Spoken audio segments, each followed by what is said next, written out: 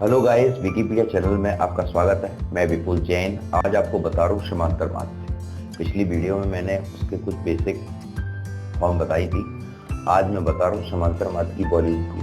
आइए देखते हैं समांतर माध्य के क्वेश्चन को किस तरीके से किया जाए।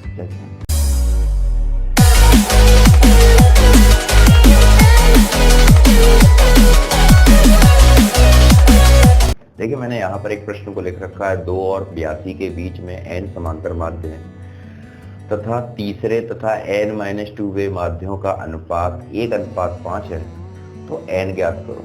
आइए प्रश्न को करते हैं। प्रश्न आप समझ गए होंगे।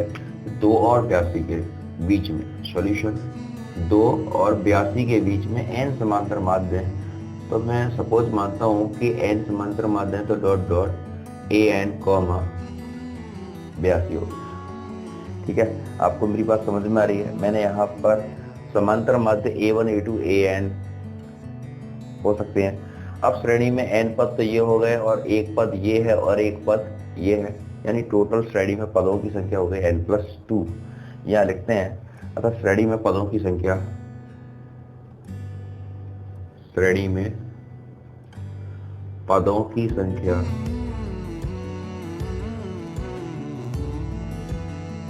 n+2। श्रेणी में पदों की संख्या n+2 है।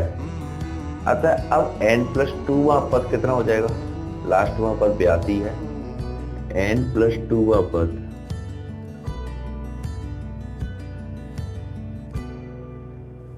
82 होगा। प्रथम पद आपका 2 है, ठीक है, और सार्वंतर आपका d स्मॉल d,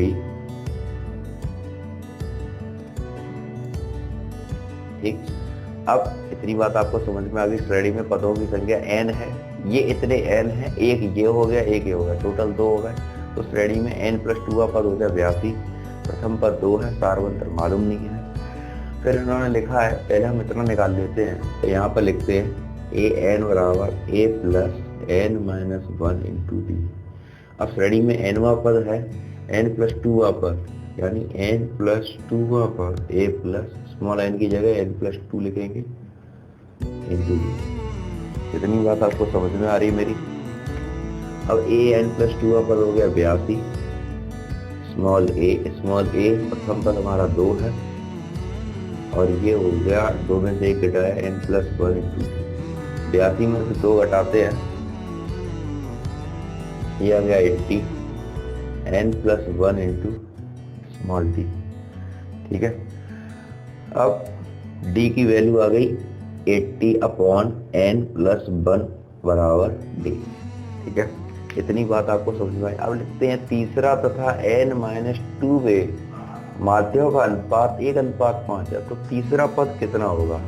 चलिए तीसरे पद की बात करते हैं। तो हमने एक जनरल टर्म्स आपको बताया था समांतर श्रेणी के n पदों में, n पदों के योग में। तो जनरल टर्म होता है a+d, a+2d, a+3d, a+4d, ठीक है। इस तरीके से हमारा चलता है, यानी मैं लिख दे रहा हूं यहाँ पर general terms.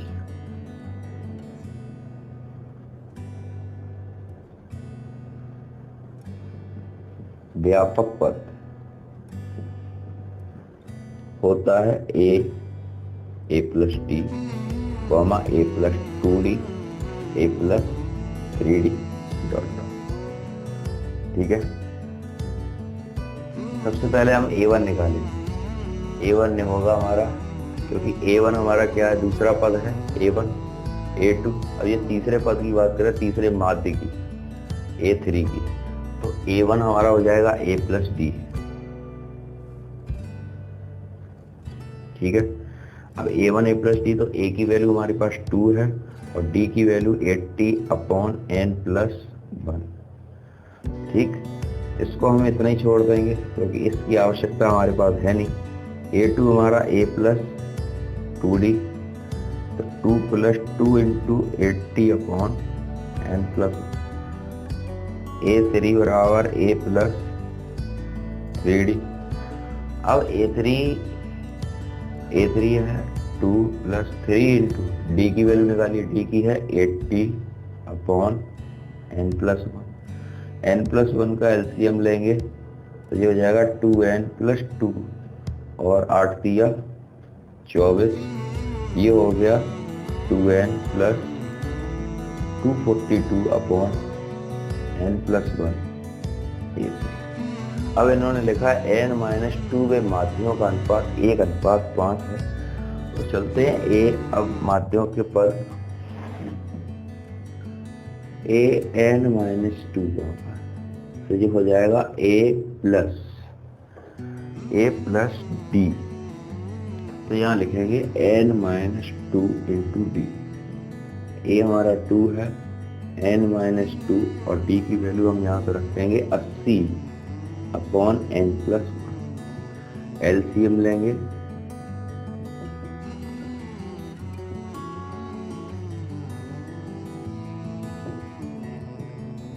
To n + 2 80n 160/n+1।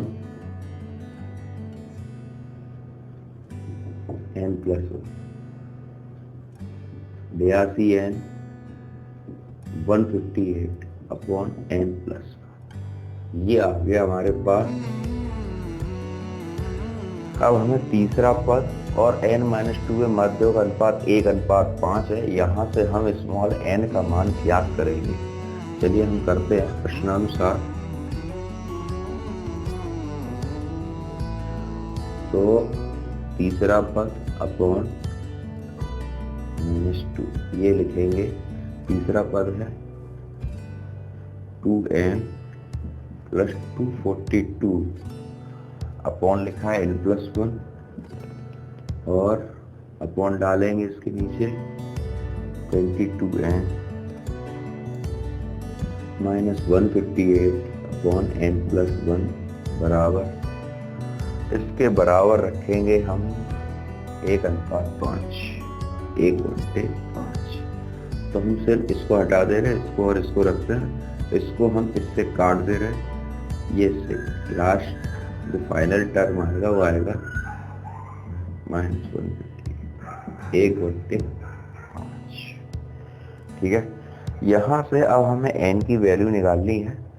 तो हम ऐसा करते हैं, 5 का मल्टीप्लाई इसके में कर दें तो हमारा 5 दूनी 10 है, 5 दूनी 10, 5 चौक 20 हो गए 21 और 5 दूनी 10 और 2 ये हो गया 61। ये प्लस के हैं, मैं उधर ले जाऊंगा, ये माइनस के हो जाएंगे और फिर मैं इसको जोड़ूंगा तो 1368 माइनस के। ठीक है। और माइनस माइनस हो जाएगा प्लस। n बराबर 1368/72। ठीक है। अब 8 का भाग लगाएंगे, 2 का लगाते हैं पहले।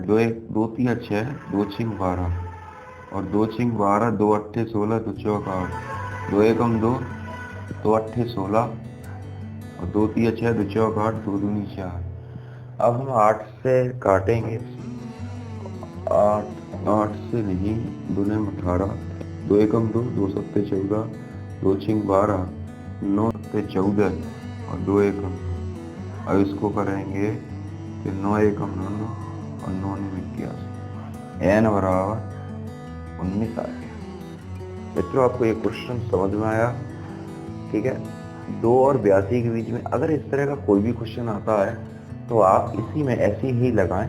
अगला क्वेश्चन मैं ले रहा हूँ e/a इंटू a पे पावर है, ये इधर ले गया माइनस a पे पावर है और b पे पावर n माइनस ये उधर पहुंचा। ठीक है। अब यहाँ से हम a पे पावर n कॉमन ले रहे हैं तो यहाँ बचेगा b/a माइनस। यहाँ से b पे पावर n कॉमन ले रहे हैं, ये बचेगा a/b। ठीक है। और a पे पावर n अपॉन b पे पावर n 1 माइनस a/b और ये कर दो आप b/a माइनस। ठीक है। तो ये लिख सकते हैं a/b पे पावर n। अब इसको देखिए, v में एलसीएम ले रहे हूँ, b माइनस a/b और ये हो जाएगा b माइनस a/a। ठीक है। अब b माइनस ए से b माइनस ए कट गया, a अपॉन बी पे पावर n, और यहाँ है आपका 1/b/1/a, इसको करेंगे a अपॉन बी, और ये हो गया a पे पावर e। ठीक है, यहाँ पर हम एक घात इसकी तरफ कर लेते हैं, तो जब आधार आधार बराबर होता है, ये हो गया n बराबर 1। मित्रों, यहाँ समझ लीजिए थोड़ा कॉम्प्लिकेटेड क्वेश्चन है, मैं इसको दोबारा से आपको समझा दे रहा हूँ जिससे आपको कोई प्रॉब्लम ना रहे। यहाँ देखिए, यदि a और b का समांतर माध्य a पे पावर n प्लस b पे पावर n है अपॉन a पे power n minus 1 plus b पे पावर n माइनस 1 है, तो n का मान ज्ञात करो। यहाँ वैसे जो क्वेश्चन है, जो प्रॉब्लम है, a और b का वैसे समांतर माध्य a प्लस बी अपॉन 2 होता है, लेकिन यहाँ पर इन्होंने a और b का समांतर माध्य हमें दे रखा है, तो हमें n की वैल्यू को निकालना है। तो हमने इन दोनों प्रॉब्लम को एक समान रखा और क्रॉस मल्टीप्लाई ये किया, फिर इसके बाद a का मल्टीप्लाई इन दोनों में करेंगे, फिर b का मल्टीप्लाई हम इसमें करके ये हो गया। फिर इसके बाद a पे पावर 1 है और a पे पावर n माइनस, अगर इसको अलग अलग करते तो a से एक पावर हट जाएगी, a पे पावर n आ जाएगी। इसी तरह से यहाँ पर b पे पावर n होगा, ये दोनों बच जाएंगे। इन दोनों ब्लॉक को हम उस तरह भेज देते हैं, तो ये घट के a पे पावर n प्लस b पे पावर n आ जाएगा। ये बचा a b n माइनस 1 और b a n। तो हमने ये b पे इनवर्स है, तो ये नीचे ले जाएंगे तो घात प्लस की हो जाएगी। यहाँ पर भी a पर इनवर्स है, तो ये नीचे ले जाएंगे प्लस की हो जाएगी। अब a पे पावर n को एक तरफ रख लिया और b पे पावर n को एक तरफ रख लिया, जैसे मैंने इस तरफ किया है। यहाँ पर a पे पावर n को कॉमन लिया, b अपॉन ये माइनस 1, फिर b पे पावर n कॉमन लिया, 1 माइनस a अपॉन b, फिर a पे पावर n और b पे पावर n, b पे पावर n इधर आ गया, और 1 माइनस a अपॉन b बट्टे b upon a minus 1। LCM लेगा तो b माइनस a से b माइनस a कट गया, 1/b बट्टे 1/a यानी a अपॉन b, n बराबर 1 आ गया। ठीक है, देखिए यहाँ पर मैंने एक प्रश्न को लिखा है, यदि a और b का समांतर माध्य a पे पावर n प्लस b पे पावर n है अपॉन a पे power n minus 1 plus b पे पावर है, तो n का मान ज्ञात करो। देखिए, इस प्रश्न को हम जानते हैं कि a और b का समांतर माध्य कितना होता है। ठीक है, सॉल्यूशन a और b का समांतर माध्य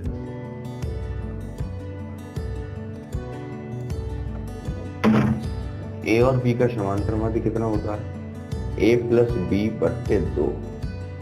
ठीक है, ये तो ओरिजिनल है जो किताब में फॉर्मूले के अकॉर्डिंग दिया है कि a और b के बीच में अगर है तो दो संख्याओं को जोड़कर उसमें 2 का भाग लगाते हैं। अब इन्होंने ये और दे रखा है जो गिवन है, दिया है कि a और b का लासा माध्य समांतर माध्य, ये हमें दे रखा है a और b का समांतर माध्य a पे पावर है प्लस b पे पावर n, ये इन्होंने दे रखा है, तो n का मान ज्ञात करो। ठीक है, तो हम दोनों माध्यों को आपस में बराबर करेंगे और फिर इसकी कैलकुलेशन को सॉल्व करके n की वैल्यू को निकाल लेंगे। देखते हैं किस तरह से करेंगे। a प्लस बी अपॉन 2 बराबर a पे पावर n प्लस b पे पावर n, a पे power n minus 1 plus b पे पावर n। क्रॉस मल्टीप्लाई करेंगे a प्लस b और a पे power n minus 1 plus b पे पावर n माइनस 1। देखिए, इस तरह के क्वेश्चन आते हैं कैलकुलेशन को प्रॉब्लम में डालते हैं, इसलिए आप बिल्कुल भी निश्चिंत होकर बेखटक होकर करिए, इससे आपको कोई समस्या ना आए। ठीक है, अब यहाँ पर हम क्या कर सकते हैं,